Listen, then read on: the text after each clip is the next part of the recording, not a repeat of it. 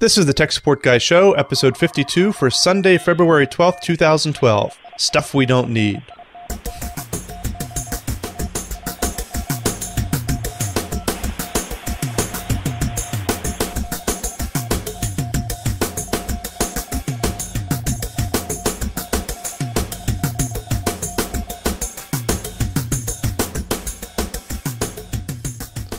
Welcome to the Tech Support Guy Show. I am Mike, known on the site as Tech Guy, and with me today is Brian Hansen.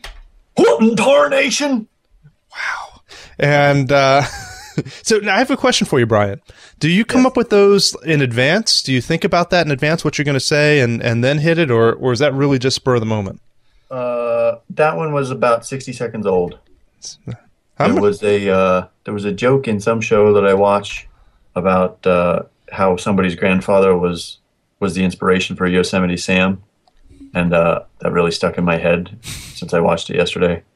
And so Yosemite Sam has been on my brain, and then I came up with what in tarnation. That was good. I liked it. Thank you. I like the energy that you bring. I'm full of life, man. So, do you have a topic you want to start up on? Sure. As I was perusing the interwebs this morning, and there's an article on the New York Times from February 10th about an entertainment device expected from Google. Apparently, they filed a filing of some sort with the patent office, and they had an application with the FTC. Sorry, not the patent office, FCC. And they were going to start testing a device simply labeled an entertainment device. And according to the article, Google has long wanted to control the entire house. But they launched Google TV, and it was a unanimous disaster. Reviewers hated it, consumers hated it, and apparently they blamed that on implementation. The hardware manufacturers that they partnered with, Sony and Intel and Logitech, could not move fast enough to get into the space where, ultimately no one actually is right now. Nobody owns the living room experience from a technology standpoint. There's a couple of players like the Roku box and let's see, there's another one. Is it BEE? Yeah. Anyway, and the other problem I heard with the Google TV was that they had trouble getting the networks to sign on. And if you don't have good content on it... Correct. And that's actually the problem with even Apple TV. I don't have Apple TV because I don't want to buy my content piecemeal. I pay $5 extra a month to Comcast to have a DVR, and that's what I use. Much easier that way. Anyway, now that Google owns Motorola, they get to own the hardware experience as well as the software experience. Obviously, they still can't control the content, but stay tuned to see how that shakes out. Interesting. Now, do we have some reason to believe that this is like a TV sort of device, or is this, because entertainment device is pretty generic? Is it an iPod? Is it a, So in the article, the application says that the device will have Bluetooth and Wi-Fi and will connect to other home electronics equipment. So apparently Google is testing this device for stability in employees' homes. So they're using their own people as beta testers for this. But they're kind of playing the game that they have to play, right? I mean, they are getting marginalized out of the PC or desktop market a little bit. People are just using their phones or their iPads to search for whatever they need to search for, and they may not actually go through Google to do so. So they need to start coming up with a way to keep people coming to Google for content. And the best way to do that, as you look at the iPad and iPod and the Amazon Kindle, is to create your own little walled garden that starts with the device. That's what they did in mobile phones, and it's not surprised that they're trying to do it now in home entertainment. Now, you could argue this might actually be a tablet thing. It may not be a TV specific device. It would make sense to make it portable, especially since it has Bluetooth in it. Correct. That really speaks to mobile. I can't think of too many appliance type devices or like, Roku or any of the others that would have Bluetooth. Right. I mean, there are Bluetooth headphones out there, and sure, you could use it for a home device, but I don't know. We shall see. Yeah, we will see. All right, cool. We'll keep an eye out on that. I will, and I'd be happy to see Google get into the hardware market. I still haven't bought an Android phone. Is Google going to come up with their own iTunes as well? Their own music? They actually already have one. Well, I guess you're right. It's also part of the market already. Yeah. It's just not widely used. But if they had an iPod-type device or something, I'm trying to make this something it isn't, but... Well, I mean, Google's cloud services, they do now include music. You can download or upload your music to the stream, to the cloud, and then stream it wherever you want through the Google service. I don't even know what it's called. That's how low on the radar it's been flying. But apparently it actually already exists. And this device would just be one way to get to it. It's a good thing to go for. Apple's got a little bit of a step ahead, but I don't know. We shall see. We shall see. All right. So a story that I really thought was interesting, this was sent in by Hobo CS off the forums. CES 2012, one of the coolest things they saw is the Samsung Smart Window. And I don't know if you've had a chance to see this. I'm going to try and bring up a video of this to share on the stream if anyone, and also if anyone is watching this recorded or watching the video. Yeah, you know what I'm trying to say. Let me see if I can try and bring this up. There we go. So what this is, it's a LCD panel, but what's different about it is that it's transparent. So it acts like a window when not in use or whenever you don't have a picture up on it. And otherwise it kind of acts like a TV screen. And we've seen these in movies forever, but I didn't know that I would ever actually see one in real life. Yeah. You immediately my head always goes to the Minority Report. Yes, right. I want that thing that Tom Cruise uses to... Wave your hands around? Yeah. Uh-huh. I prefer not to have to use a weird little glove, but I'll take what I can get. But yeah, having that panoramic dashboard setting up there and then having it know what I'm talking about. So I'm thinking as soon as I get one of these things, which will be tomorrow, I'm going to hook up my Xbox 360 Connect to it, and I'm going to figure out how to do that. I'm going to be Minority Reporting on Wednesday. It'll be awesome. Stay tuned. Yeah, make sure you send in a video of that, all right? I can't record video on that thing. So are they actually intending to use this in place of a window? I mean, why else would you make it transparent? Well, for Minority Reporting.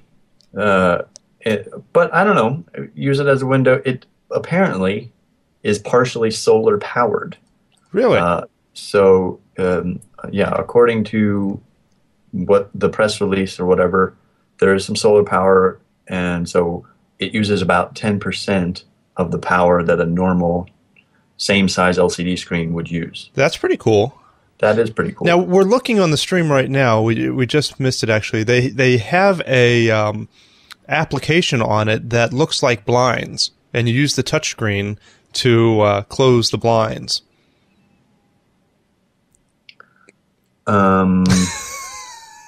Yeah. This feels like fanboy stuff. Oh, look how cool we can make an LCD.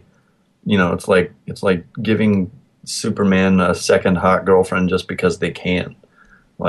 He doesn't need a second hot girlfriend. Nobody needs a 46-inch full touchscreen LCD that's transparent and has blinds built I think into I it. need one. Yeah, you think you do. You're wrong. But it is invariably cool. However, I don't get the practicality of it. Yeah, the practicality is an issue. Now, if you're using it just as a fun window and you can show pictures on it and that sort of thing, that's one thing. But to actually use it as your primary screen, I don't think that's going to work, because you don't want to be sitting at your desk facing a window, having to deal with the light and whatever. I don't see it as a functional thing. It's if they get them cheap enough that you can, put it into your actual window, and be able to hit a button to, it'd be kind of cool in certain circumstances to have the time show up on your window or the weather report, or be able to touch it and have the blinds closed, whatever. That kind of stuff would be kind of cool, but not for the price that I'm sure these will cost. Correct. Yeah. I'm wondering if we're reaching that point in technology where, we've done all of the useful stuff, and now all these engineers have to keep themselves employed and make up this crazy clown car shit that nobody actually needs, but is still cool and people want it anyway. I'm wondering. Yeah. Who knows? Maybe in 10 years, everyone's house will have one of these. Maybe not. Yeah, maybe. Yeah, maybe. Maybe not. Maybe. Let's shoot for lower unemployment in the next 10 years. Well, someone's got to build them, right? Do you think all electronics are built overseas? I mean, come on. At Samsung? Yeah, I think so. Oh, darn. Yeah, okay. It's interesting. Yeah. We shall see. I don't know. But major props to Hobo CS for throwing us some unsolicited. Yes, thank you very much, Hobo, for the all the suggestions. And he mentions in the chat room also that this would be great for an internal glass conference room. Correct. That's a good observation. It is. It would be a very advanced use. Like, for me, an internal glass conference room is glass for a reason. And if they're going to install these things just to disable the whole blinds feature, then that seems kind of counterproductive. But no, I hear you. Putting these in corporate spaces would definitely make a lot more sense than personal spaces. Right. That'd be kind of cool. Yeah. I bet there's other interesting applications we're not thinking of either. I don't know what, but that's interesting. I'm going to have to do some more thinking on that and figure out why I need one. I think I need that in place of my windshield of my car, so that while I'm driving down the road, I can just reach up and be able to click on my Twitter feed. I don't have enough details to go into it to make it useful for the show, but for those of you who read Wired, last month's issue, there was a great article in there on the self-driving car, and how like Toyota and those guys they're all developing self-driving cars, right? And some of them are working on the heads-up displays. Yeah, pretty cool. And actually, Oakley, I think it's Oakley, they're working with Nike. I think, I don't know why Nike, but they're actually working on sunglasses that are Wi-Fi and Bluetooth enabled, and with a heads-up display built into the lenses. Yeah. Well, I would like that if they could have it so that it could detect who I'm talking to and show me that, because I'm bad at remembering names. If you could just pop up and say John Doe, wife's name is Jane, kid's name, you know what I mean? Just start listing stuff off there. Well, birthday was today. I want it to do what the Terminator thing does. Like, I want to be able to walk into the biker bar and know like whose clothes are going to fit me, and then how to beat them up. Yeah. That's what I want. Yeah, that would be useful too. I think I wouldn't get quite as much functionality out of that. Quite as much use out of you're that. Just not using your imagination. I guess not. I guess I'm not. Oh, man. So the other thing I wanted to talk about today is on Friday, Tesla Motors made a big announcement. And so we were starting to talk about this a little bit pre-show. Tesla already has one car that's out on the road you can actually go out and buy today. That's the Tesla Roadster that a lot of people are familiar with. It's the two-seater sports car. And then they have the... No, wait. You're forgetting the most important part. Oh, boy. The price tag. Of the Tesla Roadster? Yes. I think it starts at what, like 30 grand? Something like that. Or was it 130? I forget. There's definitely 6 figures in it. Yeah, I'm pretty sure. I'm going to try and see here. Anyway, so for anybody who has been living under a rock as far as the automotive industry is concerned, Tesla Motors, completely electric vehicles, their Roadster is like one of the fastest sports cars in the world. Correct. And it doesn't have a gasoline engine in it. Correct. Yes. So I can't find a price offhand here for the Roadster, but it is expensive. I think it started at $109,000 base price. There you go. So if you want any options in it, like a radio, then it's a little more. Yeah. Tires, those sort of options. Yeah, so it starts at 109, a real bargain. And so they announced a new version? Well, so they announced, a year or 2 years ago, the new one that's coming out, which is the Model S, which is the four-door sedan, the family version of it. And I got to see that here. I think we talked about it on the show out in New Jersey. I was able to see it, and it's great. I have mine ordered, and it's supposed to be here in the fall. And then maybe we need to do a road trip so that Brian can check it out and we can do a review on it. And so I don't need any excuse I can get to drive it somewhere. But anyhow, so I'm excited about that. I don't know that you could make it all the way from your house to my house. It's got a 300-mile range. Oh, then you could.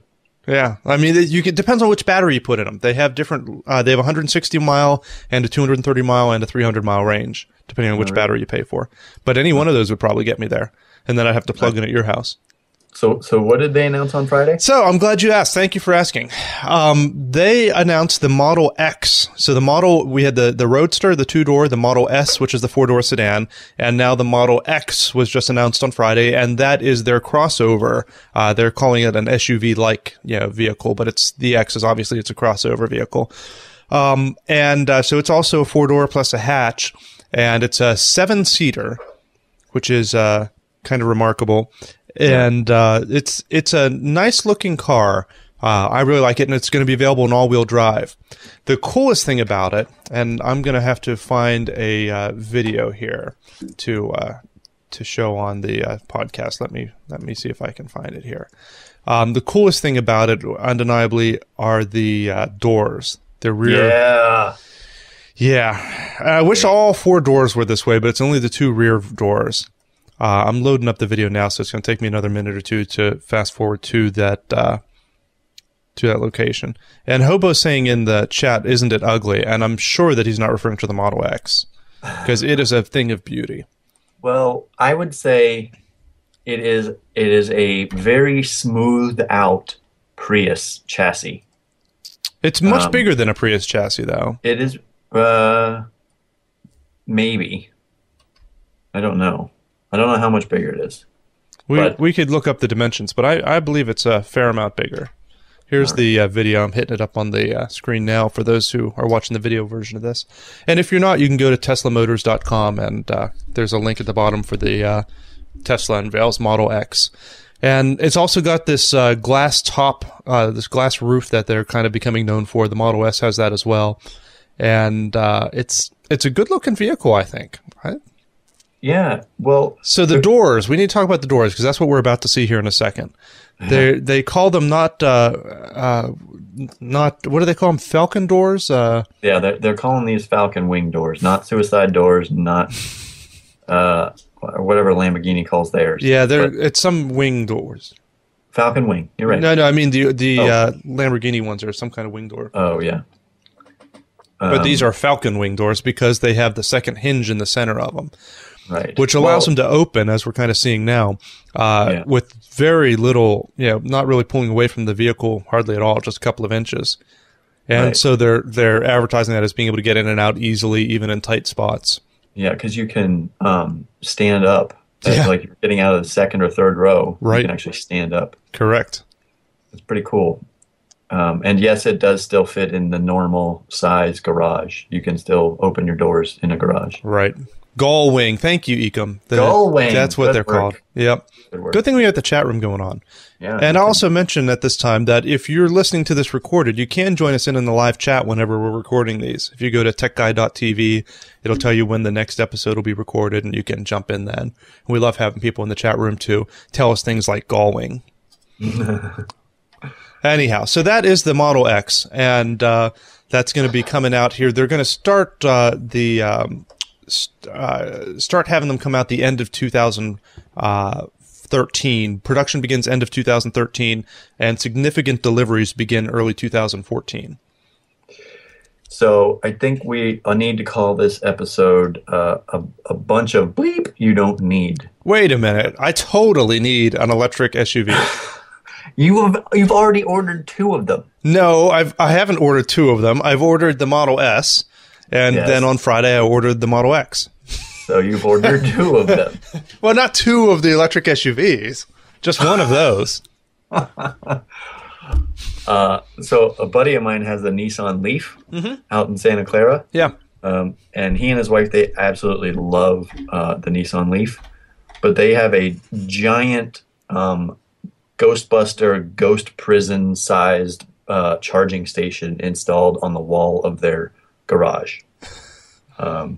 It's not terribly unattractive, but it is a very large installation in the side of their garage. So for any of you considering throwing several hundreds of thousands of dollars into electronic vehicles, make sure you have a garage in which to store them and to install these charging stations. Yeah. Otherwise, you're going to be able to go 300 miles away from where you live, and then you're going to be stuck there forever. Have you seen the charging cable and station for the Tesla, though? I have not. There's not much to it. It's pretty insignificant. It's not like you have a cool Ghostbusters thing on your wall. It's not bad. But the problem is, as you mentioned, though, you have to hook up somewhere on the other side. I mean, it depends on which one you get, but you may have to hook up on the other side to get recharged. It also comes with the cables that'll run and plug into standard 110 to charge, but of course, then it takes much longer. But you know, it's obviously designed as a day-to-day usage if you're going to work and back or whatever. Right. And in those cases, you don't have to plug in to recharge, because if you're going, even the lower one, which I think is 160 miles, I don't think most people drive 160 miles to and from work every day. For 99% of the people, you're never going to need to worry about plugging in except whenever you get home and pull into the garage and plug it in. Right. Yeah, it's I mean, that's the reason the batteries can work, right? They found out that something like 88% of the miles driven in the United States are driven within 40 miles of the home. Right. So I mean, that's definitely why these can work, and that's why batteries need to get cheaper and better, so that eventually we can let go of all of the gas-powered vehicles that have relatively unlimited range, and eventually we need to replace the entire vehicle infrastructure, not with gas stations, but with charging stations. Right. Well, and in the chat room, they're discussing it. Hobo asked, how many charging stations are there across the country? And so I do know this, actually, in that same issue of Wired, for the Nissan Leaf, there are approximately 2,000-ish charging stations across the United States. So even if there are only one in Wyoming, that leaves maybe 4 in an entire state. Right. And our states are relatively large. But the major concentration of those is obviously on the West Coast, Washington, Oregon, and California, and then out here in New York and up in New England a little bit. And I think we'll see that increase. I mean, the infrastructure needs to get built up, but the important thing is that I don't think you need that. I don't think it's that critical whenever you can get a 300-mile range. I don't need to, and you have the option to plug into standard 110. If I do drive out and see you in New York, I'll bring an extension cord with me and recharge overnight, and what's the big deal? Fair enough. Well, I think the big deal is that right now these cars cost a lot more than a standard. That is a problem. Well, but the Leaf isn't that bad, right? How much is the Nissan Leaf? $50,000. Oh, is it really? It's $50,000 after a $7,500. I thought it was cheaper. I stand corrected. Well, and Ecom in the chat room says that they're putting in at least 10 charging stations in my town. So they're in the process of putting 10 charging stations in his town, not in the state. But right. But let's remember, if you assume that you're going to need a charging station if you're out and you completely run out of gas, run out of juice in your battery, right? Yeah. It's going to take at least 4 hours to get your battery back up to full charge, even at a 220 volt. And if you've got 10 spots and each one takes 4 hours, now all of a sudden, if there are 110 cars in your town that use this technology, chances are you're going to get somewhere and be stuck for an extra 4 hours. Well, now that's a bunch of assumptions there. And the other problem with that is that's to get it back to full charge. If, I think what we're going to see is restaurants and gas stations, stuff like this, will have these charging stations out there. While I'm driving, out to Pittsburgh or whatever, I stop for lunch and plug in and get a, 20% charge or 30% charge or whatever while I'm sitting there eating lunch. You don't really have to wait for a full charge, especially. You don't have to, but I mean, these things, I assume they're much like our iPads and our mobile phones in that, they only have a certain number of charge cycles in them, and whether you add 2% to your charge or you add 100% to your charge, it still counts as one charge cycle.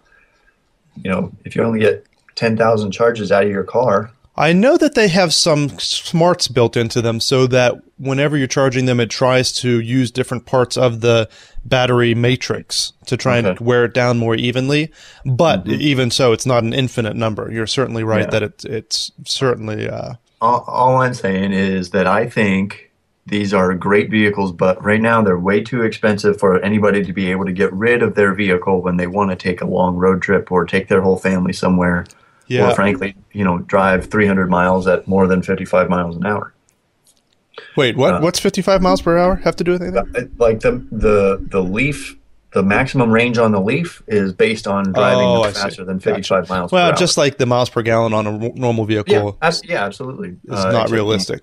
You can't get more juice necessarily everywhere when you're driving the Leaf. Sure.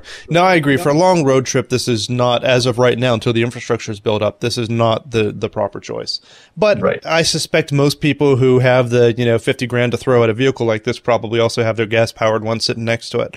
They do. And if this is going to get the industry moving in that direction and help get this technology built up to a point where it can come out at a more reasonable cost in the future, because that's the way this stuff happens, right? I mean, it comes out, it's super expensive, then they start really, figuring out all the bugs and getting it built up at such a, you know what I'm saying? Blistering pace. Yeah, exactly. You have supply and demand. No, it's not supply and demand. What am I talking about? It's yeah, whether you're building 100 of these or 10,000 of them, once you can get to the point where you have the technology down and you can start building a mass quantity of them. Scale. Yeah, scale it up. Right, that's what I'm trying to say. Scale. Go plug your brain in. How about that? I'm going to go take a nap. I'm going to go take a nap. So, yeah, my brain needs recharged. No, that's cool. So I like to. I'm thinking of it in that way that as buying these, I'm helping to further the technology so that they can scale it up and then everyone can have one. Yeah, I'm with you. Either that, or I just like cool toys. I look forward to it. Anyhow, all right. So that's the exciting thing with Tesla. I got to throw that into our show notes here, and I don't think I advertised the show notes yet. But techguy.tv, you can go there to get the show notes as well. Anything we talk about, we link we put the URLs in there for it, so you can look them up and learn more. Tesla Model X. Continuing in the spirit of you don't need and user generated topics. I believe it was Ecom that shared the info about Apple's potential iPad upgrade to an iPad 3. Basically, according to the article on the Bits blog at New York Times, same size and shape as the iPad 2, so it's not going to get any sexier, but an improved and, quote, truly amazing screen, slightly faster processor, and what are likely going to be viewed as incremental improvements. So it'll be interesting to see if they actually call it iPad 3 or if they go with iPad 2P or iPad 2 Gamma or something. Right. Yeah. They'll do something weird, would be my guess. I think you're right. But considering that since 2010, when the stock was right around $360, and it's now trading for like $480. There's still a long way that at least Wall Street believes that Apple can go with what they're building, and they're putting a lot of money behind the future that Apple is designing. So, stay tuned for more on that. It's complete hearsay and rumor. Right, Apple's very good about that. Doesn't want to be identified and blah blah blah. But Apple's real good at keeping closed wraps on this, but it's coming up soon. I mean, they're talking about in May that they might. Oh, in March. Yeah, excuse me, in March. So next month we might be hearing something. Yeah. It'll be interesting. Yeah. All right, what else you got? I am out of. I don't need. Out of it. Well, we have Valentine's Day coming up, and I liked this story that Hobo sent in. Yeah. So the tagline on the story that Hobo contributed is basically what your cell phone says about your sex life. Mine would just say, "Are you really left-handed?" I was going to go with something about recharging. A bad joke. Yeah, the refractory period of which is longer, your personal refractory period or your own the ability to charge your phone. Which is longer? Well, my phone takes about a whole night to recharge completely. That sounds about right. Anyhow, so some of the highlights of this story here is that singles who use the Android phones are more likely to have sex on the first date and partake in one-night stands. Under 18. Say it again? That's because they're all under 18. I have an Android phone. Mm-hmm. You're not single, though. No, that's true. I am not. Mm-hmm. 62% of those surveyed singles who use Android devices have had sex on a first date. Well, that's what we kind of just said. What were some of the other highlights of this? What kind of phone do you have, Brian? You have an iPhone? I have an iPhone 4S. So what does the iPhone 4S say about you? 57% of iPhone users have had sex on a first date. 50% of iPhone users have had a one-night stand. I wonder how this really compares to just everyone in general, though. How much That's what I was just going to say. There's no index here. Yeah, I'm not sure how statistically significant these numbers are. Right. I'm not sure. I would bet, if you took a random survey of 1,000 single people, no matter what phone they have in their hands, I'm pretty sure they would, at least 620 of them would say, yes, I've had sex on the first date. Is that right, that many? Man, I feel disconnected. I think so. People back in my day. Well, that's all I got. Keep in mind, back in our day, we didn't get to know people on the internet beforehand, right? We weren't Facebook friends. And you didn't get to look up their background and... exactly. Oh, that's kind of interesting. You can have a freaking genetic test done before you have your first date. Uh-huh. Yeah. Things are different, my friend. It's only been 15 short years, and things have changed quite a lot. Man, we're old. We are. It does say that iPhone users are most likely to date a coworker. Nearly a quarter of such singles saying that they've had a workplace romance in the last 5 years. Yep. I married a coworker. Hey, that's true. Wow. Huh. But I didn't have an iPhone at the time. But you're the sort of person who did get an iPhone. I did. Interesting. I did. But what did you have at the time? Boy, let's see. That's so many phones ago. Was that a rotary style phone that you had back then, or was that like the smoke signals? It was definitely it definitely had a 5600 baud modem capability. So I think at that time I was probably on a Nokia. Yeah, I was on a Nokia. God. 50% of people with a BlackBerry visit dating websites. Visit dating. Okay. Yeah, I'm not sure if I'm buying that one. This is the problem with. So this article was part of a radio broadcast. This is the problem with radio. They try and be really good and sexy with completely random statistics that may or may not mean anything. And then they just have one crazy guy with a weird voice like this and make some kind of crazy comment. And then people apparently tune in. We don't do that here. We have morals here at Tech Support Guy News. Yeah, that's right. Only the highest BS. quality. Yeah, this is quality programming. We are the NPR of cell phone sex stuff. Okay? Back off. Oh, you cracked me up. Well, and this is from apparently a survey done by Match.com, which, as we know, is the... oh, yes. They're the paragons of statistical thing. And the fact that 50%... I was surprised by the 50% of BlackBerry users visit a dating website, but I suppose if the survey is done by Match.com, that might sway the outcome of that statistic a little bit. Might not be a completely unbiased opinion. Hobo says that the stats are not significant. Someone made all of this up. I'm pretty sure he's not too far from the truth, actually. Yeah. I think someone may have just made all this up. Yeah.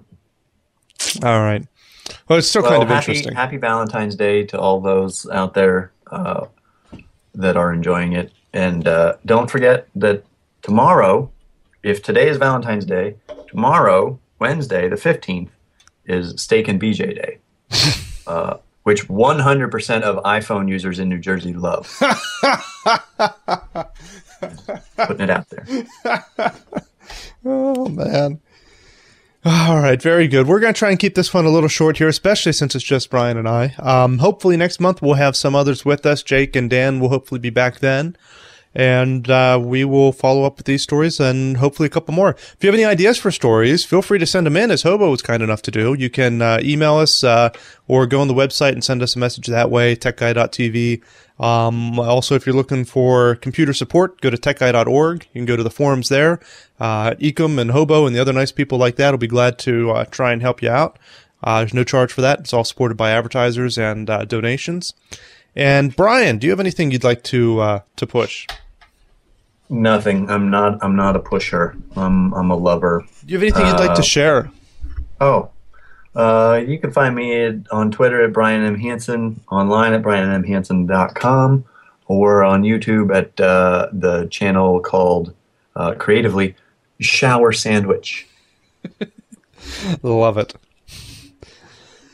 All right, and thank you very much for being here, Brian, and thank you all for listening, and we will see you next month. Have a good one. Bye-bye.